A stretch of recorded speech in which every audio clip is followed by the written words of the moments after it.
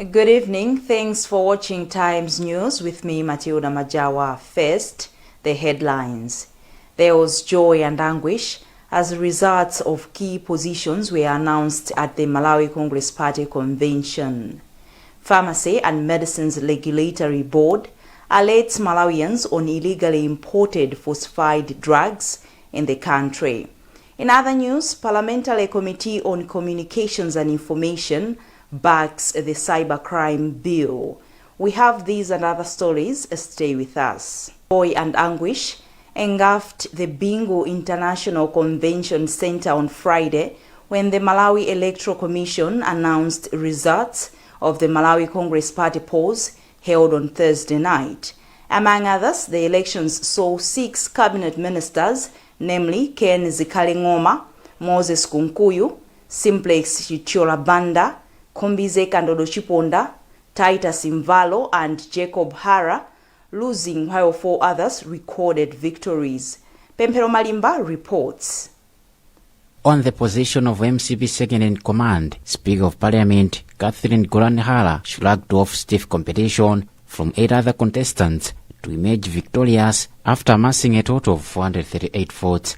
On the position of Secretary General, Local Government Minister Richard Chimwendo lived to his bidding as bulldozer when he raised down 6 giants to emerge victorious with 670 votes, beating his closest competitor, Finance Minister Simplex Chicholabanda, with about 141 votes at 529 votes. In an interview after being declared winner, Chimwendo said he wants to strengthen the party and foster unity among party members across the country. He said the party eyes more members of parliament and ward councillors during the 2025 general elections. Meanwhile, political analyst Wonderful Mkuche described the MCP convention elections free and fair. Mkuche said the elections should act as a lesson to other politicians who believe in handouts. It is a lesson that it is not about money that is going to win you an election. It is about the appeal of you as a person to the delegates that you are going to be in that position and then take the party to another level. While concurring with Mkuche, political and governance expert George Chaima said MCP delegates have showcased a positive response to calls by President Lazarus Chakwera and Malawians who called against the splashing of handouts. President's statement and remarks, I would say that it was a compliment to what the delegates were already advised in the past, and they have simply done what they were advised. Activities at the convention will continue on Saturday. Malawi Health Equity Network Executive Director George Jobe has asked for urgency in enacting regulations which cover herbal medicine producers in the country. This comes amidst reports of increasing cases of people using herbal supplements over the regulated and approved medical drugs. Jobe was commenting on the 2021 research done by the Kamuzu University of Health Sciences KUHES, which realized that most people in Africa and Malawi at large rely on herbal supplements. Daniel Zimba has filed a report. A recent study by the Kamuzu University of Health Sciences KUHES indicates that in Africa, using traditionally prepared herbal supplements has become a norm, mostly preferred over authorized medicines. In his comment on the matter, the Malawi Health Equity Network Executive Director George Jobe stressed the need for the country to enact laws that will regulate production and supply of such products in the country. Jobe further acknowledged the efforts made by the Malawi Pharmacy and Medicines Regulatory Board. So what remains is these regulations that they can be used to regulate the herbal products. According to Jobe, regulating the production of herbal supplements is crucial as some of the unregulated herbal supplements are hazardous to people's health, a development that is unfit for national development. However, authorities from the Pharmacy and Medicines Regulatory Board are yet to comment on the matter.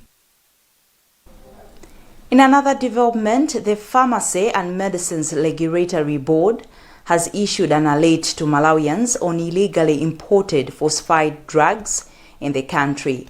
The alert by the organization's director, Mpaso Kayawe, follows a warning by the World Health Organization on the matter. Daniel Zimba reports.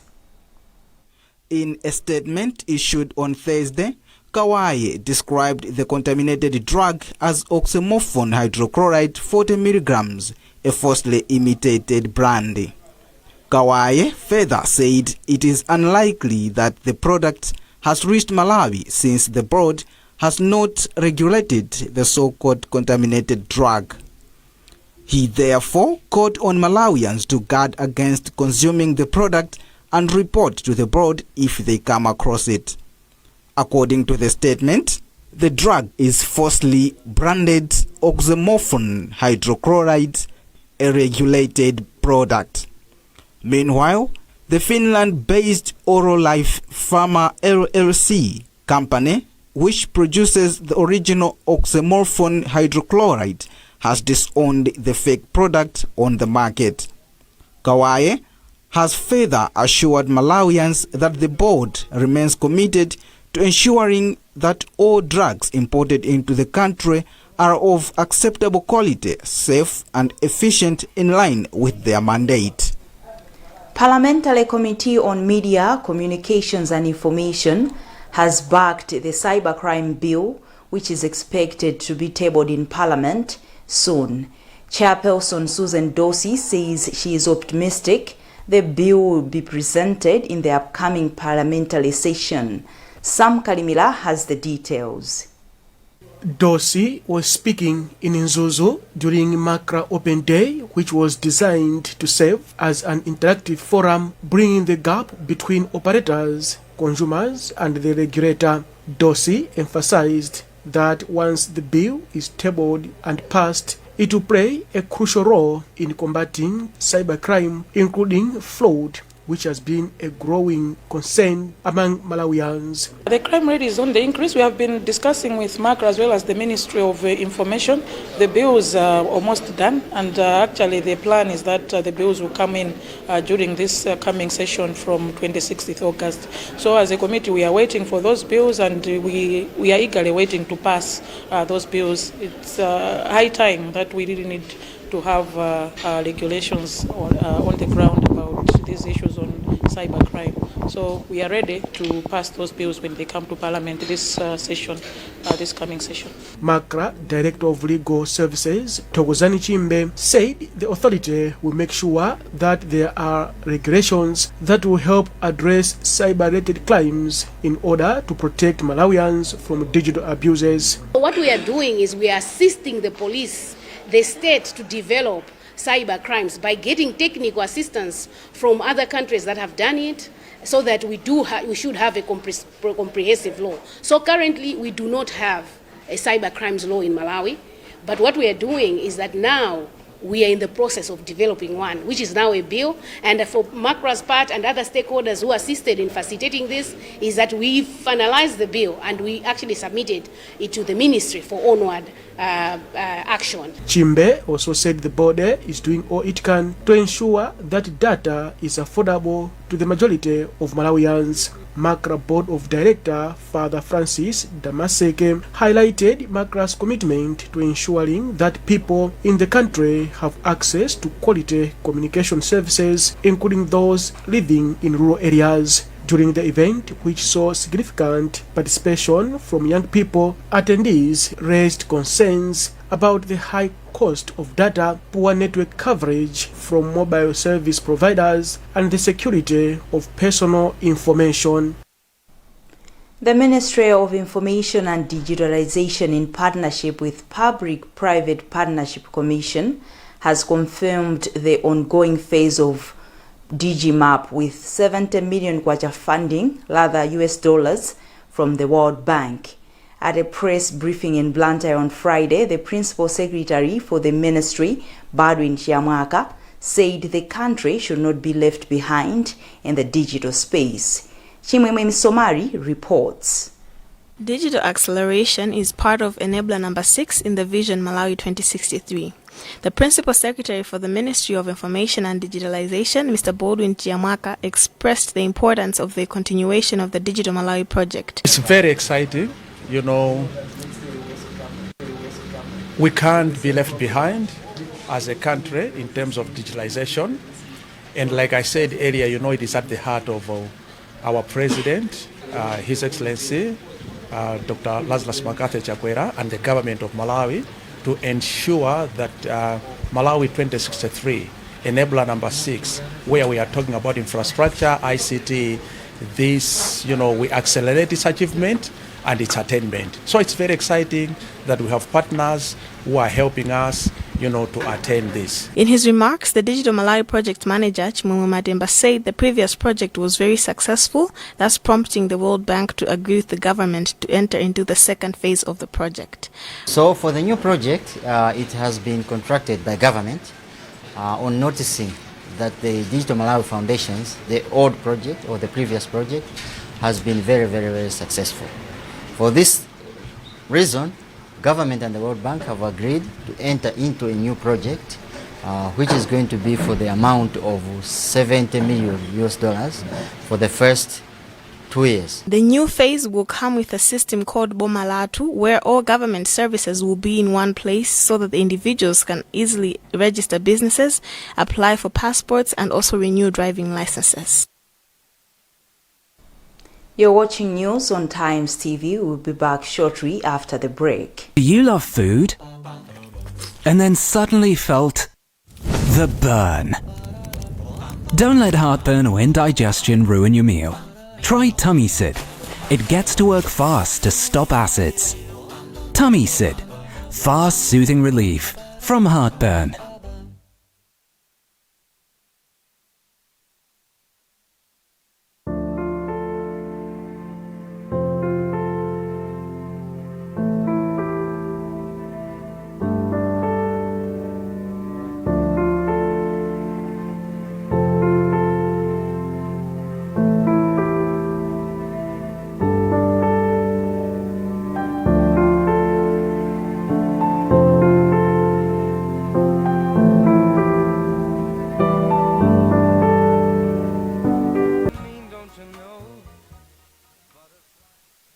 Competition and Fair Trading Commission has said it has addressed 90 cases of unfair trade and uncompetitive practices.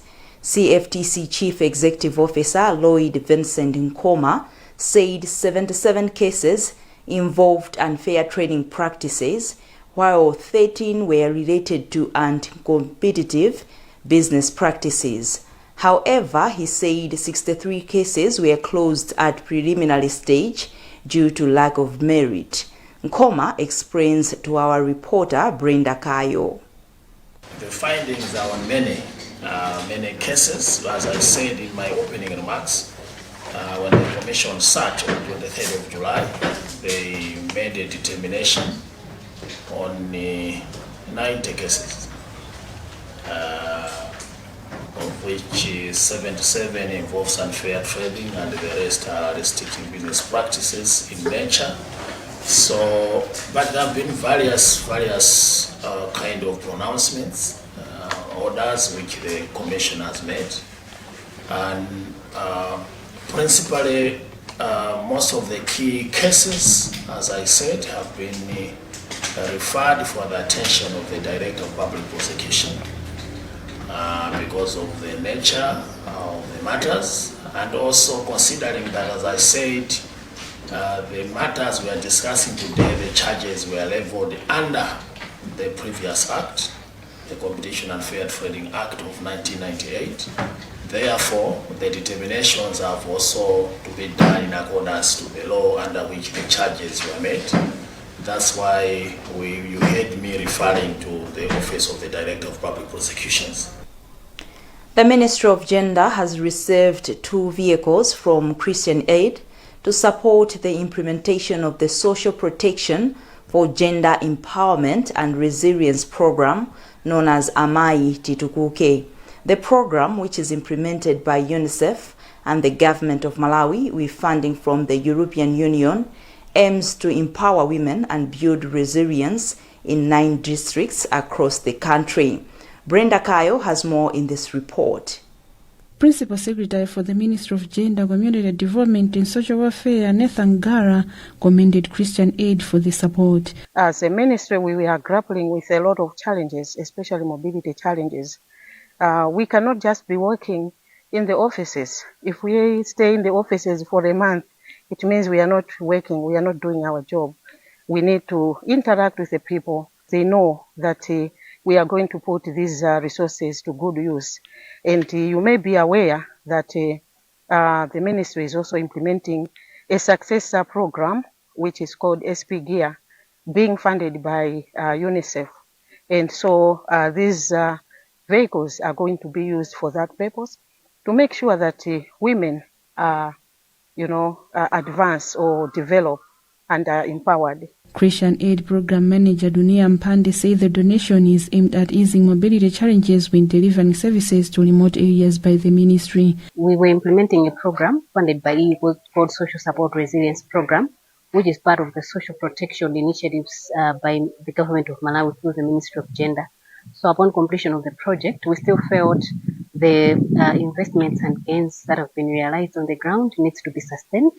And as part of our sustainability plan, the relevant ministries who are custodians of those interventions are the ones that we felt are relevant for us to empower. So Ministry of Gender and Social Welfare was the core department in the government.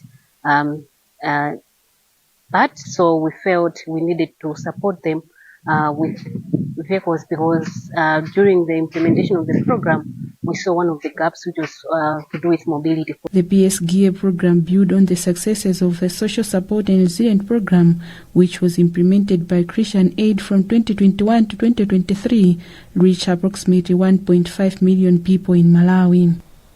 National Initiative for Civic Education NICE Public Trust has embarked on the training of MBC radio artists and producers.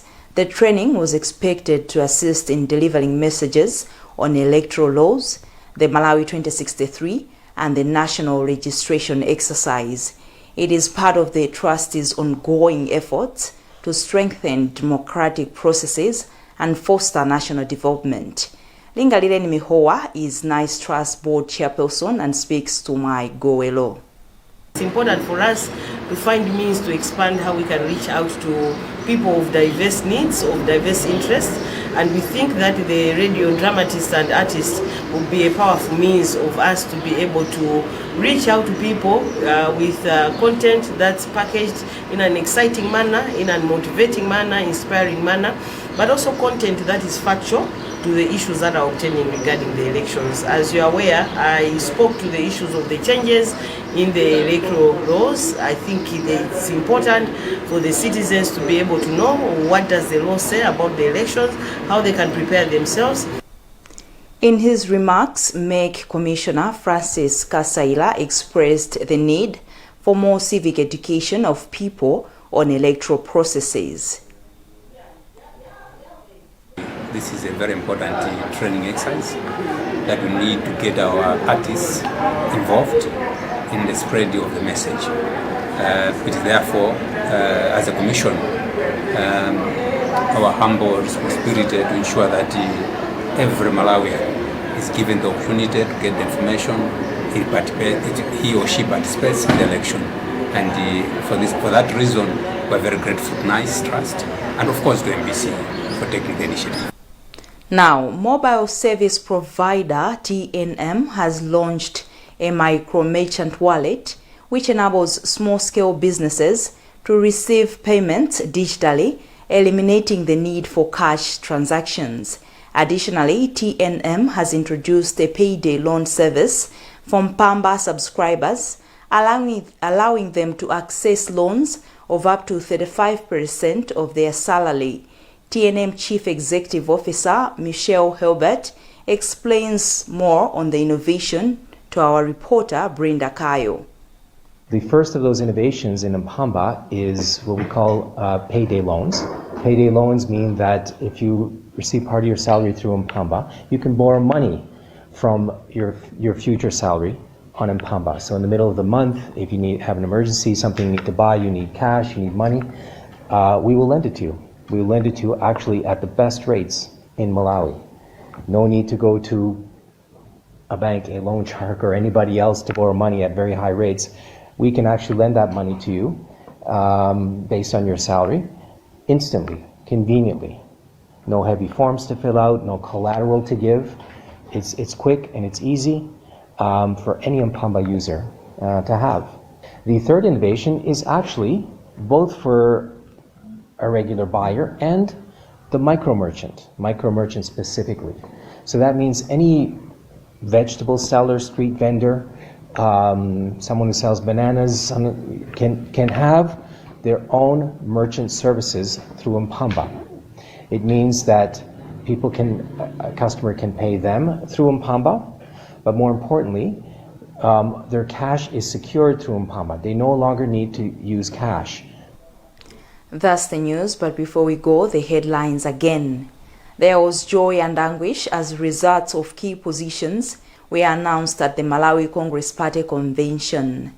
Pharmacy and Medicines Regulatory Board alerts Malawians on illegally imported falsified drugs in the country.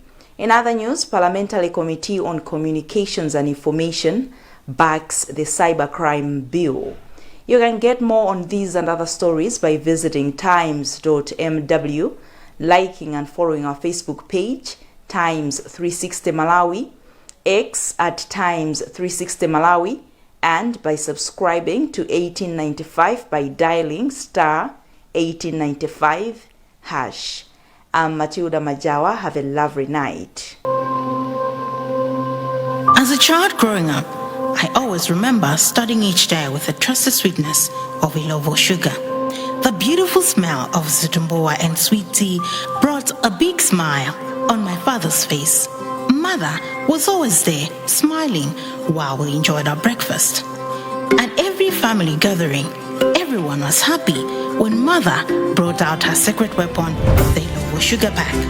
Because we all knew that the mandasi, zikomoyoyo, toba, and many other delicious foods she prepared would create lasting memories. Now that I'm grown, these stories I don't only tell my family and friends, but I let them experience it for themselves every time they have a taste of food prepared with Ilovo sugar. Ilovo sugar, the trusted brand from generation to generation. Ilovo sugar, take it, mpamvo. Of course, Blue Band is amazing on toast. Duh. But did you know there's more?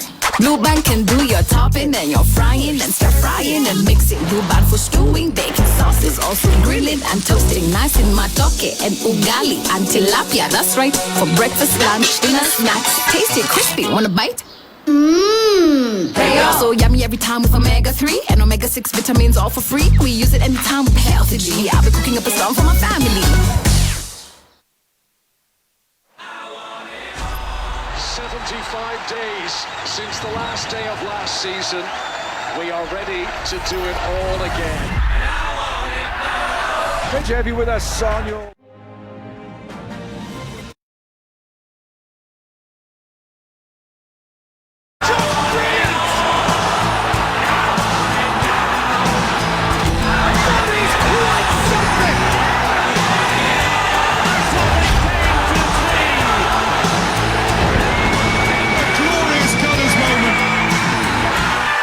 All the football you want on DSTV, where there's football on every package for every pocket.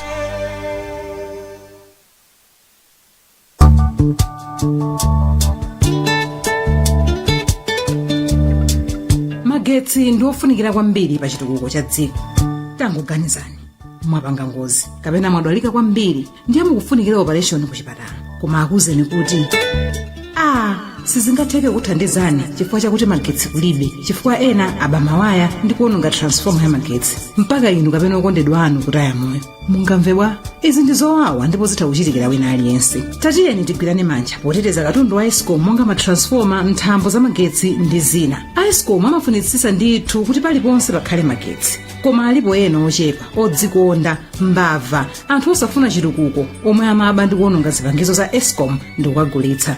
Ukulu ndi kusowa umunthu. Nanga inu mmawa moti Eskom apange kuti magetsi afikire paliponse ndipo kwa wina aliyense, kaya mzipatala, monsemu, mu sukulu ndi mmalo ena ambiri, basi nthawi zonse adzikhalira kubwezeretsa zipangizo za magetsi? Ayi sizona.